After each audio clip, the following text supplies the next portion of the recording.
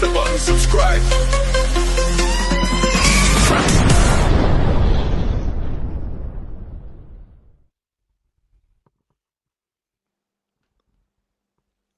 Fight fans, and I've got a special guest here with me today, middleweight Brad Pauls. Brad, how are you doing, mate? I'm doing very good, mate. Thanks for having me. Yeah, all good. How are you? I'm all right, mate. Thank you. Cracking on with life, trying to get these interviews quick and fast and get some great ones. So it's a pleasure to have you on the show, mate. Cheers, mate. Thank you. Cheers. So you've recently announced your next fight, which is on Saturday, May 31st. It's on a show called BCB Clash on the Coast 2. Yeah. You're fighting in Torquay.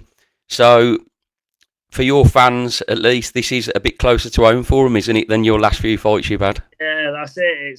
It's an hour and 40 away from Newquay, a lot closer to Cornwall, and it's better than driving up to Birmingham or London. And yeah, it's nice to fight close to home. It's nicer for the people, easier for the people. So yeah, it's a nice little venue as well. I'm looking forward to it. That's great stuff. So you have a record of 22 fights, 19 wins, 11 KOs in them, 19 wins, 2 losses and 1 draw. Do you have any idea of your next opponent? It's so weird. My managers just sent me the opponent for next week.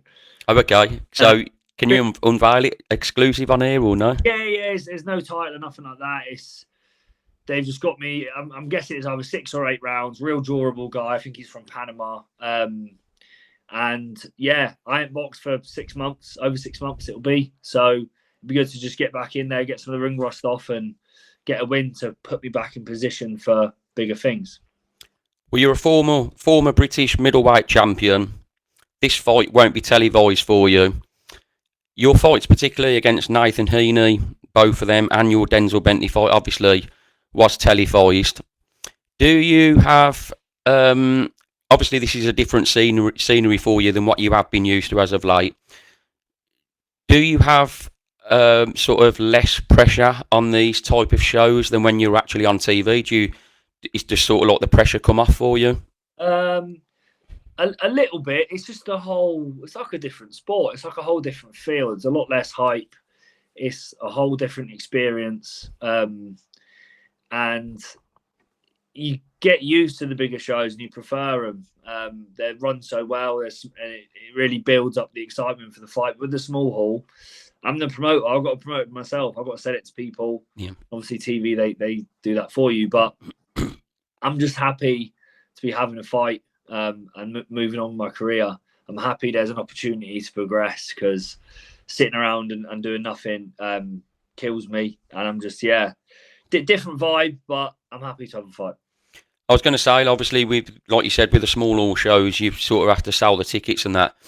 Do you sometimes, like the time you've had with not getting sort of like the big fights after the Denzel Bentley fight, do you sometimes get really frustrated with boxing with the way it can be, where you just sort of drop out of the pecking order? Yeah, I do. I would say one of the most frustrating years of my life so far. Really? It's not nice, and it doesn't really. None of it makes sense. That's what it doesn't. It bothers me. It doesn't make any sense. Like, who gains from keeping me out the ring? Like, I don't. One's gaining. For me, I'll fight as much as I possibly can. Any fight, something to progress. But being kept out of the ring for 6 months, I don't want to go into all the details of it, but there was no reason. There's no reason for it, especially after a loss, and you want to put to work what went wrong and get yourself back in a good position. The worst thing you can do is lose and then sit out of the ring for a long time, because you're quickly forgotten, and the hype comes faster than it comes. And that's one brilliant way to kill someone off, is to do something like that. But I'm stubborn. I'll keep going. So not ideal. I love boxing, and I've done since I was 10, but some things about it that I've seen recently I don't love as much. Is that just due to, like, you with sort of like your inactivity, not getting the fights, or is there other aspects you want to tell us about why you've sort of? I don't know how much I can say. I was meant to be having a fight within 6 months. My last fight, has to happen. It was promised and everything else, and for one reason or another, they won't even reply to your messages or your calls. You feel like a needy partner who just keeps getting aired. But yeah, and that was my situation. But I was also tied, so I couldn't fight elsewhere. Okay. They're not giving you a fight, and you can't fight elsewhere. There's no fight. So you're sort of stuck on the sideline. Which, like I was saying, just makes no sense. Just want to fight, but I don't want to dwell on it. Like, I had a brilliant year last year, and Queensbury are brilliant to me, and like they really looked after me, and they give me massive opportunities and stuff. So that side of it, when I was on them shows, it's amazing. So I can't complain too much. Thanks for your honesty. Well, you won the British title on the 20th of July last year. Can you tell us what that felt like to you, winning such a monumental title? Yeah, it's just it's more. It sounds cheesy now, but it's more than the title. It's an accumulation of everything else, all the other trials and tribulations that no one sees, all down into one little moment where it's all justified. All feels justified in a win. And I've had titles before, but none of them quite felt like the British title. It's a bit different, and the way it happened, just something I'll never ever forget. And I'll chase that feeling till I'm dead, because if I could bottle up that feeling and sell it, I'd be a billionaire. It's really best feeling ever, and more than myself. Like, it was history for my county, for my coach Terry Stewart. It's big. It's so much bigger than myself, and I just want more nights like that. More of that. Well, obviously there were the two cracking Nathan Heaney fights. The first one I was at in Birmingham, and absolute cracking fights. And obviously you won it in the second one with a brilliant stoppage. Did it feel sort of like you say, the occasion? Did it feel more the way you'd done it on away soil as well? Yeah, I think the whole draw, controversially, and then the win was really satisfying as well. For some reason, Nathan got a bit sort of personal and made it a bit like that, and I'm not really like that at all. But that sort of added a bit of spice. Yeah, he meant a lot to us both. And yeah, just what an absolute amazing night. Yeah, and where obviously he sells a lot of tickets, I'd sold a lot of tickets. The atmosphere in there was it was brilliant, and it was conclusive. That's what I like. There was no debate back and forth. It's when there's a stoppage, it's definite, and there's no debate. So yeah, I can actually tell, obviously, just talking to you here, the passion you have for like reliving that night. I can just tell, honestly, I really can. Good times, mate. Yeah, well, you defended, when you won that British title, you defended it against Denzel Bentley. Again, another cracking fight. You did lose the belt on points. But do you look at things like the Denzel Bentley fight as though they are just learning curve fights where you can come back from, come again? Yeah, that's it. And it seems to be only me who thinks like that, because like in boxing, I don't know what it is, but when someone takes a loss, it's so like big, like, oh, they've been found out. Like, this is it. Oh my God, like this. But really, it's not like that. It's that you're a human learning as you go. You take some bumps and scrapes on the way. You get better as you go, like I did after I lost after Denny. Got loads better, improved, come back, lose to Denzel. And these things happen when you take a step up in quality, and not justifying my loss or anything, but Denzel's probably above British level, to be honest with you. If you look what he does with domestic lads, and I could have had an easier fight, in my opinion. I had an option for an easier fight before. Now I want to step up and really want to test myself. And I knew it was a hard fight because I sparred Denzel. And I took my shot at something better. And yeah, it's not like I got iced in a round. I held my own for the majority of the fight.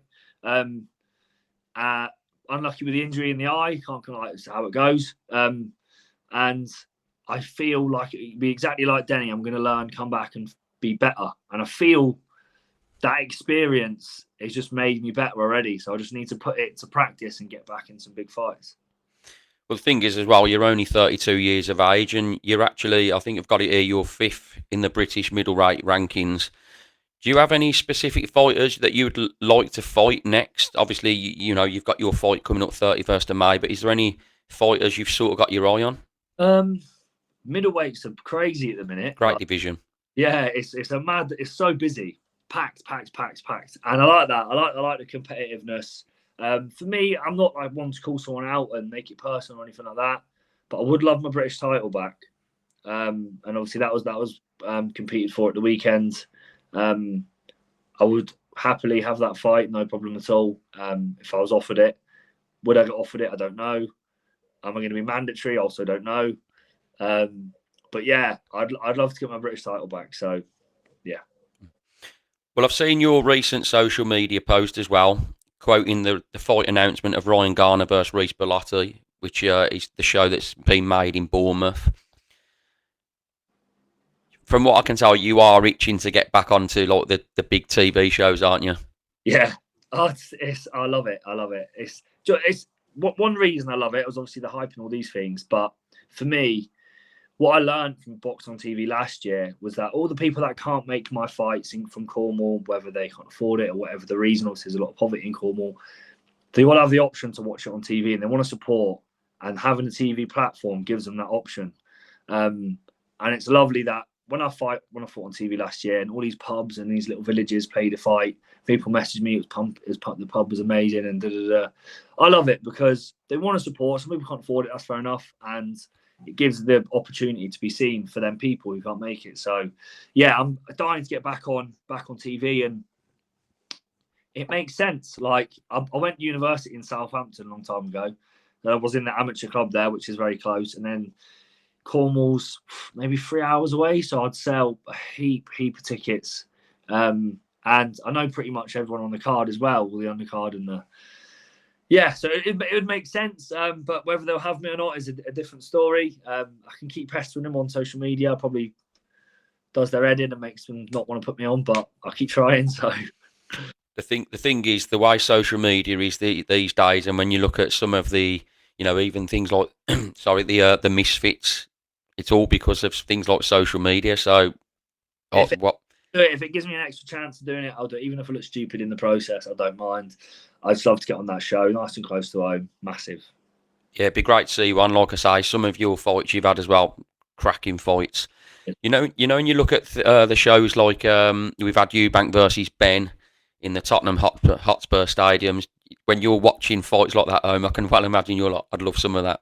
Bouncing. Honestly, that fight was a bit of me. Loved it. I was watching it in the walkabout at Newquay, and sometimes boxing delivers for you. Where you get the casual people watching it, and that was just one of the times that I can remember that everyone was clapping after rounds, the start of rounds.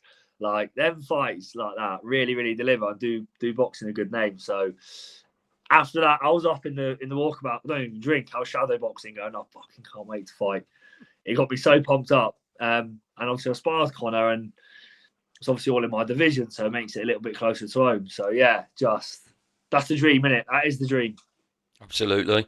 So your next fight, how do you see it going? How do you win?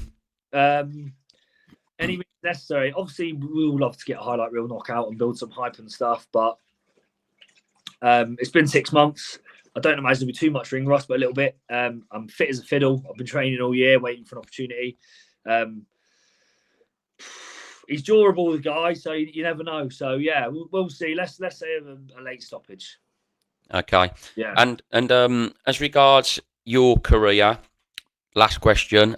This is probably a silly question, but after what you've been saying to me, but what would you say is your favourite fight you've ever had? Yeah, that's it. You knew the answer before. He needs to. What an amazing night. Yeah, one for the history books. Another one like that would be nice. More of that to come in my prime. Come on. Well, you said about Nathan Heaney during the build-up, created a little bit of needle. I've had him on my channel before. Nathan's a nice guy, but are you and him okay after the fight now? Have you spoke at all, or? No, I don't even think we follow each other on social. But for me, like, it's not personal like that. And after the fight, I went up to him in the changing room, and he said, "If you want a trilogy," I said, "Yeah, I'll happily oblige to it." And there's no, that's a good thing. That's what boxing does. If there was a bit of needle before, you can't not respect each other after fights like that, especially the two we had. So there's no needle, anything like that. But if he wanted to do a trilogy, I wouldn't say no. But it's not personal. And I wish him all the best in what he does. And hope he gets more belts and we can team up again. Brilliant stuff. I did say last question, but now we've mentioned Nathan Heaney again. His last opponent that he fought, obviously he lost Sofiane Carty. That possibly would jeopardise maybe a trilogy, and he's got to come back. Would you fancy your chances against Sofiane Carty? Absolutely. I watched that fight, and the second Nathan got stopped, I got about 25 messages. That would be a fight for you. And that's, people can want it, I can want it. People that message me can want it, but does the promoter want to put it on? That's a different story. And I think it makes sense. It'd be a good fight. Obviously, got a bit of power. I've got a bit of power.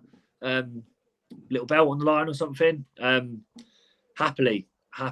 So maybe one day.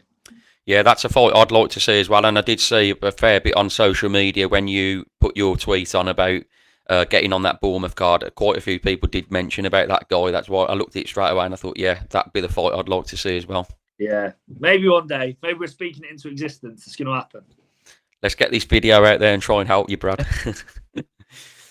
Well, that's everything, Brad, as far as, like, thank you so much for coming on my channel. I really appreciate your time. No problem at all. That's cool, man. Just like chatting with my mate. Easy peasy. That's what we like to hear. And good luck with your next fight as well. Go and smash it. Nice one, mate. Appreciate it. Tag me up and I'll share it. Great stuff, Brad. Thanks for your time, mate. Speak to you soon. All good, mate. Nice one. Thank you. Thank you, mate. Cheers. Bye.